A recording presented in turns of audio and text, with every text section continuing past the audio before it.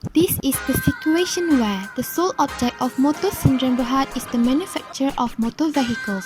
This is a business which has been carrying on for the past 15 years. The directors of the company have decided to diversify its business to include the manufacture of mobile phones. They are planning to enter into a contract with Tolki Sdn Bhd for the purchase of 2 million ringgit worth of machinery for their new venture. The contract is expected to be signed in 10 days' time. Hamdi, a member of the company, is unhappy with the director's decision and wishes to prevent the company from entering into the contract as it is outside the objects clause of the company. The question is, advise Hamdi, would your answer be different if the contract has already been completed?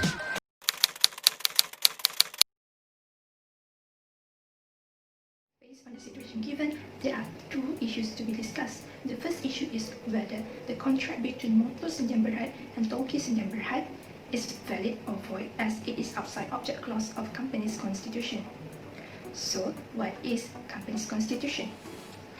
It is a substitution term of Memorandum of Association MOA and Articles of Association AOA used in Companies Act 1965. It is defined as power, object, and internal arrangement of a company. The term constitution can be further explained in Section 31 of Companies Act 2016. In accordance with Section 31, Subsection 1, it is stated that company other than company limited by guarantee may or may not have a constitution. On the other hand, Section 31, Section 2 stated that if a company have a constitution, the company, each director, and each member shall have right, power, duties, and obligation as set out in this Act, except to the extent that such right, power, duties, and obligation are permitted to be modified in accordance with this Act and are so modified by the Constitution of the company.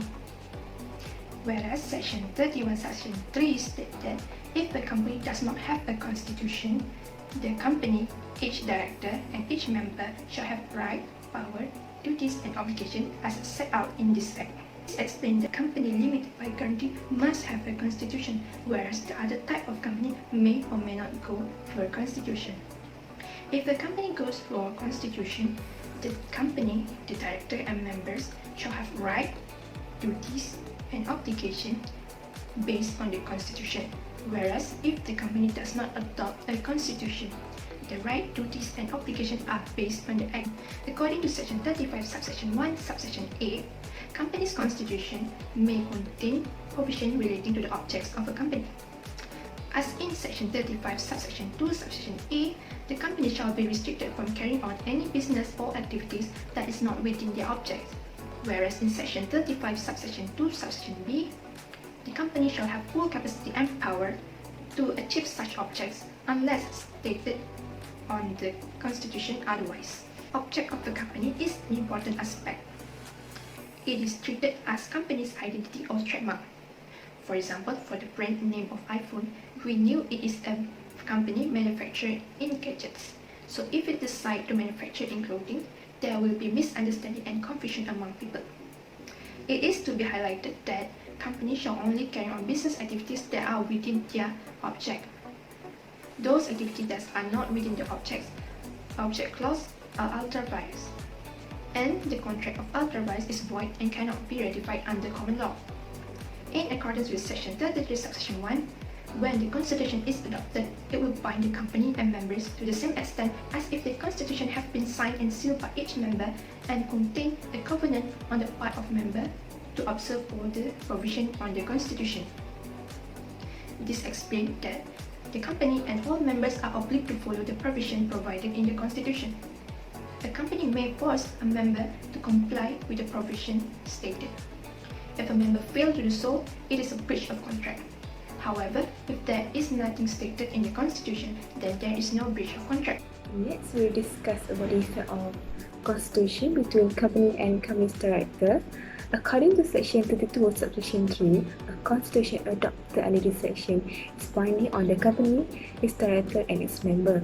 Therefore, every director is bound to act or manage the company in accordance with all the provisions stated in the Constitution.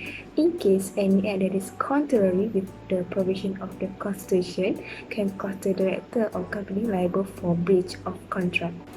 It means that any act taken by the director must comply with the provision of the Constitution as it is in his capacity as the director and not as member. If the director and the company did not obey with the Constitution, they will be liable for breach of contract and this can be brought to the court for legal action.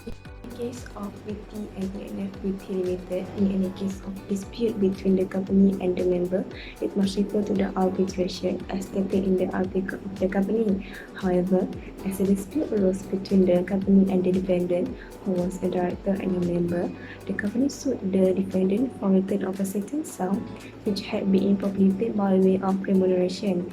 The defendant relies on the article to avoid from the company's action. Hence, the court held that the defendant could not rely on the article as the matter happened between them is in his capacity as the director and not as a member. So, the defendant was being sued in his capacity as director and not as a member.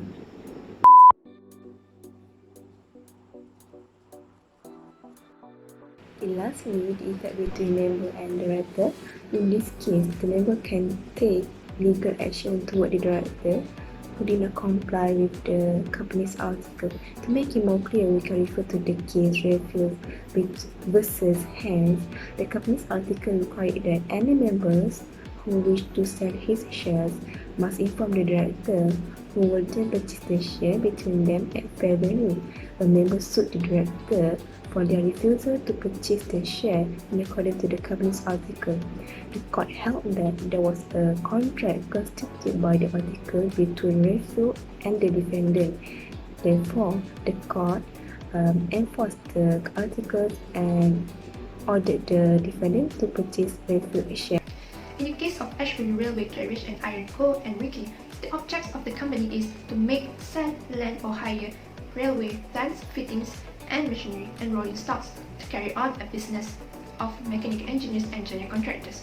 Then, the directors enter into a contract with Ricky to purchase a concession to construct a railway, and it was ratified by the shareholders. However, the court held that even though it is ratified by the shareholders, the contract are void because it is authorized to the object clause of the company. Thus, based on all the explanation, the contract between Motors Member and Turkish Member is known as ultra-vires, which is beyond the object clause of the company. Therefore, Hamdi as a member who did not agree with the contract can prevent the company from entering into the contract, as the contract is absolutely not within the company's constitution. Besides, in the effect of the Constitution, it is stated that the director must comply with the company's constitution, and failure to abide will be liable for breach of contract. And also, the company and the director cannot force Hamdi to agree with the contract as it is not included in the constitution. Overall, we can conclude that the contract between Motors Member and Turkish Member is void because it is ultra-vires, which is beyond the object clause of the company.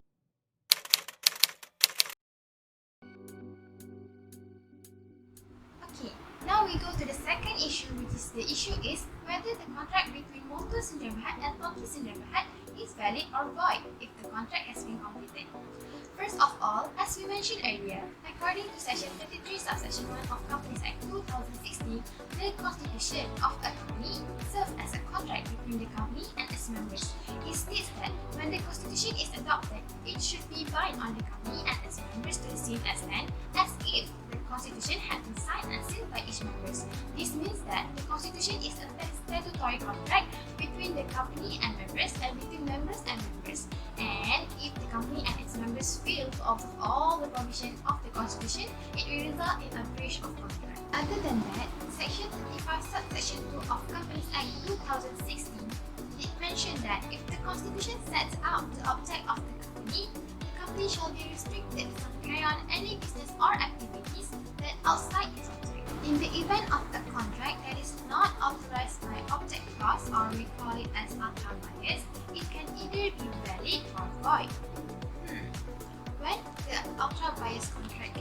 void. It can be void under English law since under English law, ultra vires would be void ab initio, which means it is void at the very beginning and cannot be ratified. Differ from English law, under Malaysian law, the third party are allowed to take legal action in the event of breach of contract, even if it was ultra vires, provided that the contract has been fully performed, thus the contract deemed to be valid. This is to ensure the third party are protected. In the case of John Deere Forte London Ltd, a company was incorporated to carry on a business of dealers and manufacturers of tools and materials. The company then decided to carry on a business of side objects, that is, to manufacture vignette panels. Then the company ordered quote on the company letterhead, which stated that the company was a manufacturer of vignette panels. However, the company failed to pay and the supplier sought to enforce payment of debt. But the court held that the action failed because the contract was ultra vires since the company did not have power to manufacture vignette panels. Since the case happened in London, it has applied English law where the ultra vires contract would be void ab initio. Okay, so what happened to the contract between Motor Sdn Bhd and Tauke Sdn Bhd? Can Hamdi prevent the contract if the contract has been completed? Okay, the answer is the contract between Motor Sdn Bhd and Tauke Sdn Bhd was ultra vires since it was beyond the company's object. Hamdi, however, cannot prevent the contract if the contract has been completed. Why? Because as the contract takes place in Malaysia, we shall apply Malaysia law. Thus, if the contract has been completed, the contract shall be valid since the contract was fully performed. So, if Motor Sdn Bhd failed to complete the contract, Tauke Sdn Bhd is allowed to sue for breach of contract. So, the conclusion is the contract between Motor Sdn Bhd and Tauke Sdn Bhd is valid if the contract has been completed.